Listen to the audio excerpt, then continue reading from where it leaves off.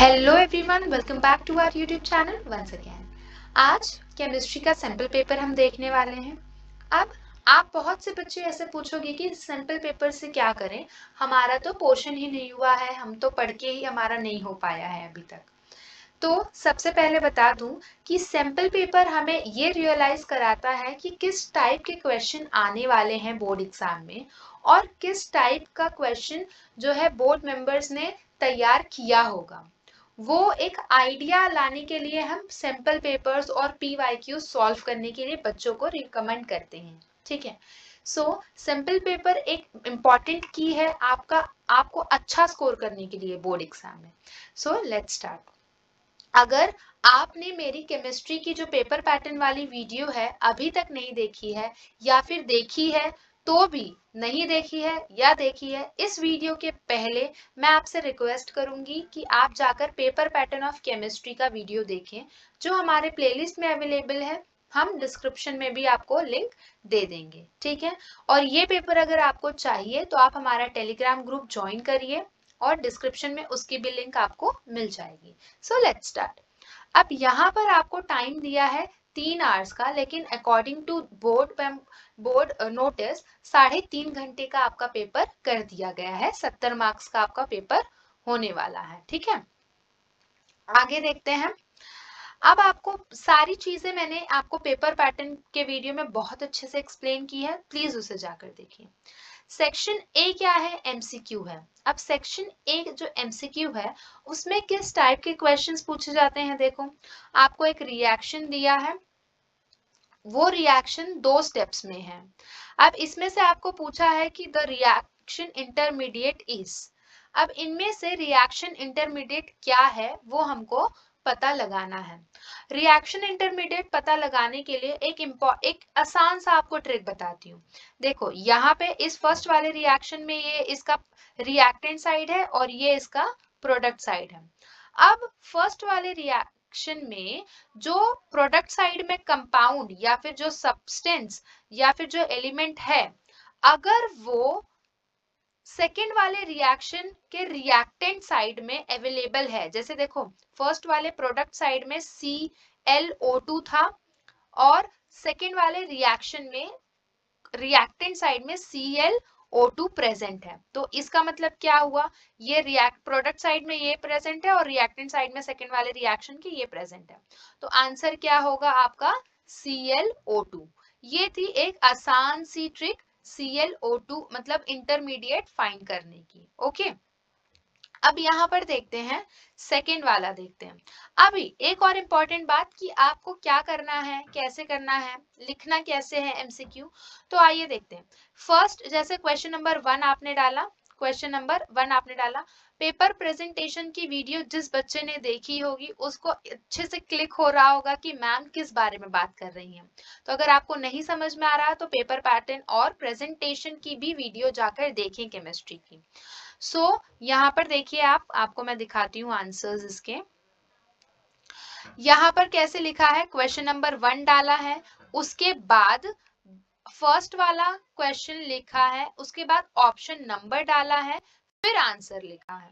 तो option number डालना है और फिर आंसर लिखना है। सिर्फ ऑप्शन नंबर डालोगे नहीं चलेगा, सिर्फ आंसर लिखोगे नहीं चलेगा, ऑप्शन नंबर के साथ आंसर लिखने हैं, ठीक है।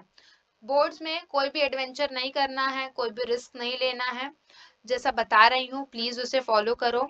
तो ऐसे इस टाइप के आपको क्या करना है, आप बस लिख देना। अब जैसे ये फोर्थ वाला क्वेश्चन है, ये फोर्थ वाला न्यूमेरिकल है, तो आप ये न्यूमेरिकल रफली सॉल्व कर सकते हैं और डायरेक्ट आंसर आपको लिखना है, ठीक है। रफ में आपको सॉल्व करना है, आंसर निकालना है और लिखना है।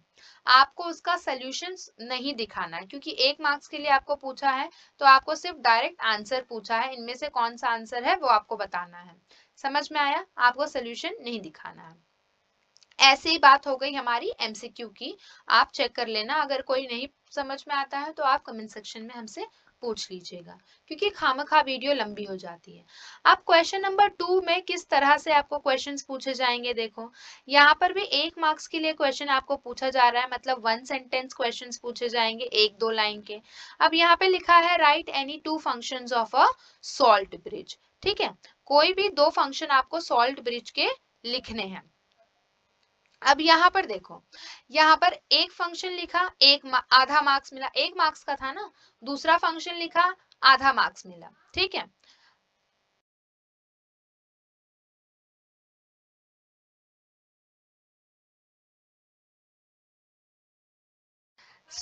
आपको सिर्फ 2 क्वेश्चंस लिखने हैं, सॉरी सिर्फ 2 पॉइंट्स लिखने हैं। 2 पॉइंट्स पूछे हैं तो सिर्फ 2 पॉइंट्स, 1 पॉइंट लिखा हाफ मार्क्स, दूसरा पॉइंट लिखा हाफ मार्क्स, ऐसे 1 मार्क्स मिले।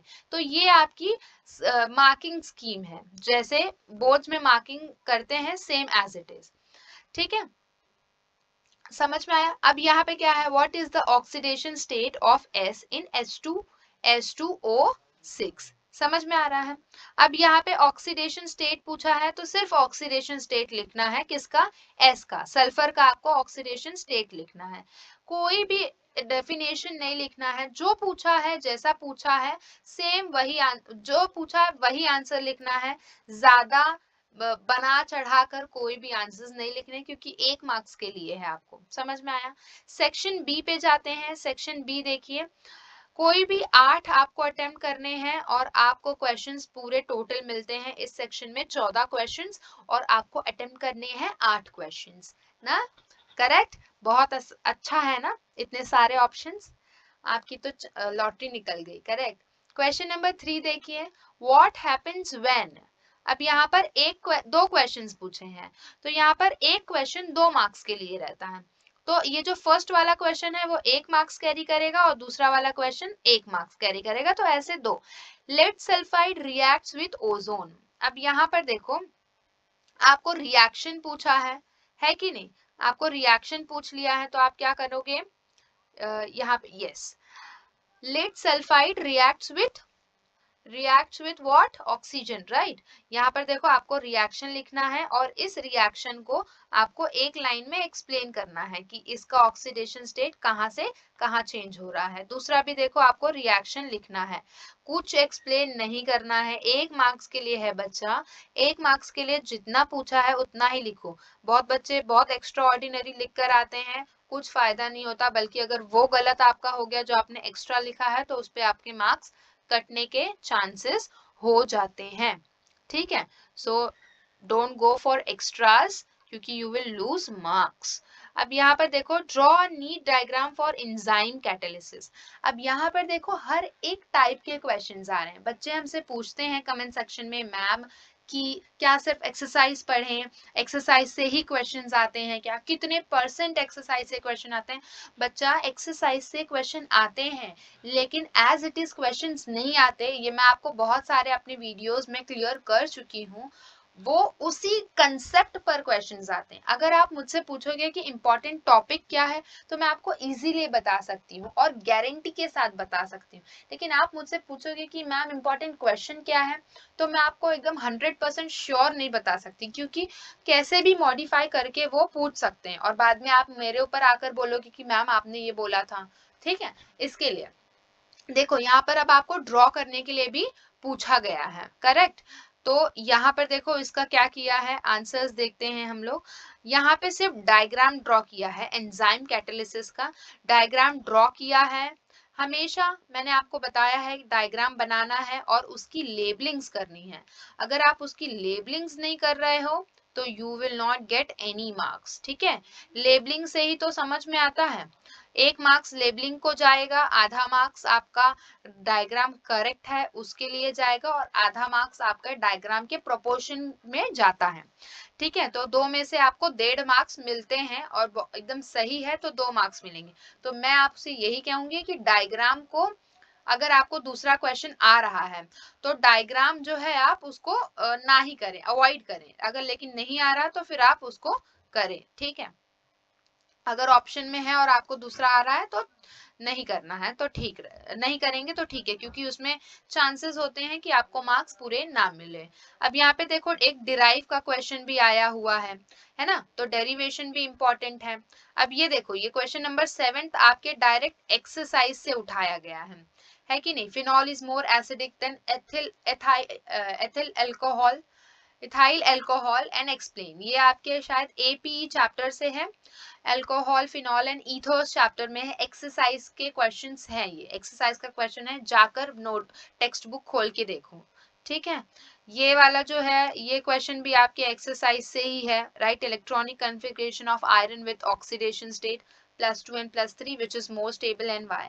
ये भी आप, और ये तो बहुत इंपॉर्टेंट है, बहुत इंपॉर्टेंट। हमारे इंपॉर्टेंट क्वेश्चन वाली वीडियो में भी आपने देखा होगा, और अगर आप अभी तक नहीं देखा तो प्लेलिस्ट में जाकर प्लीज चेक करिए।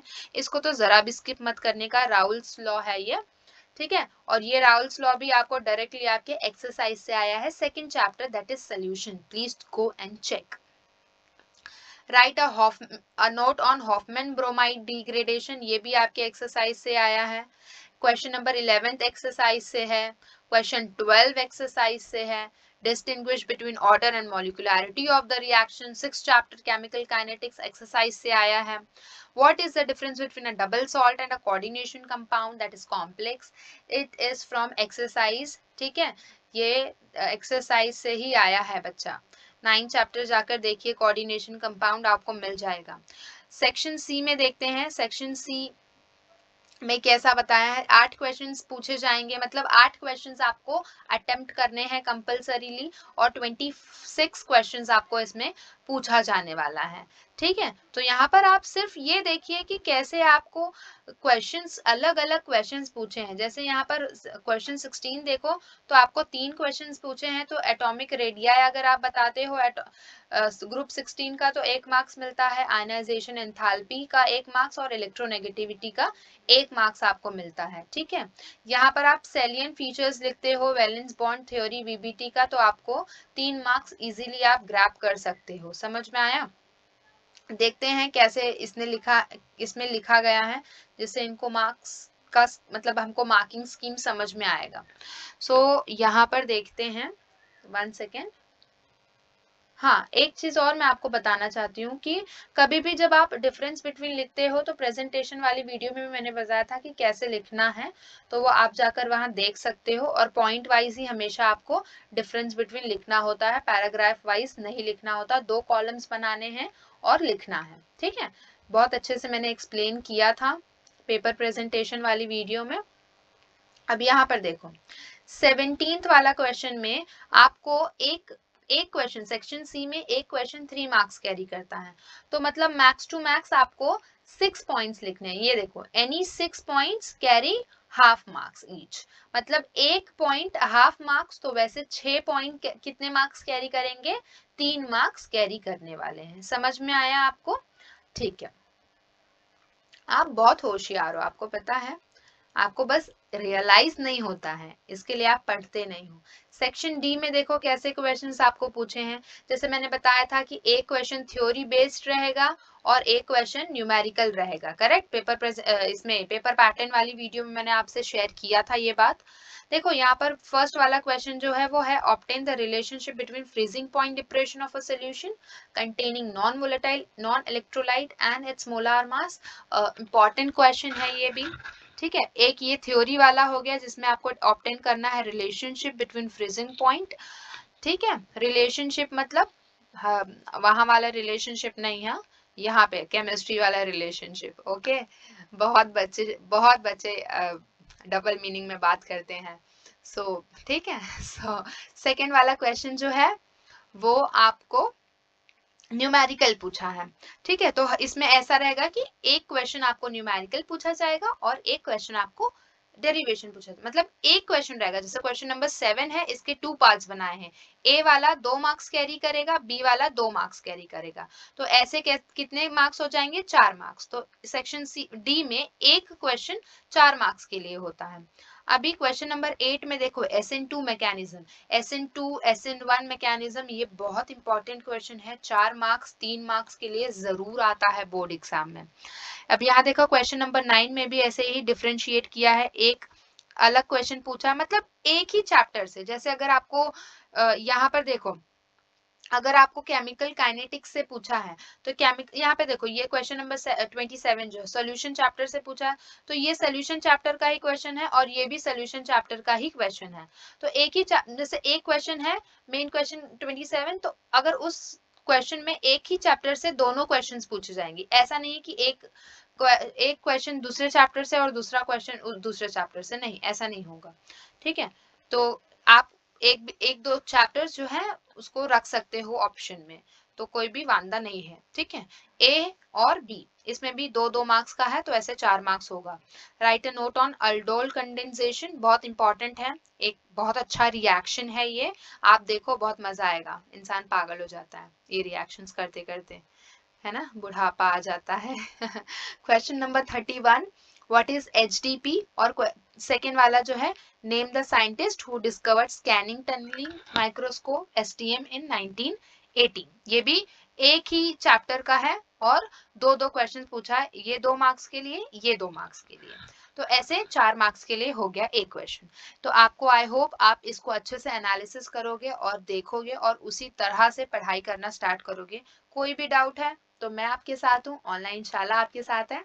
ठीक है, so thank you so much, all the best.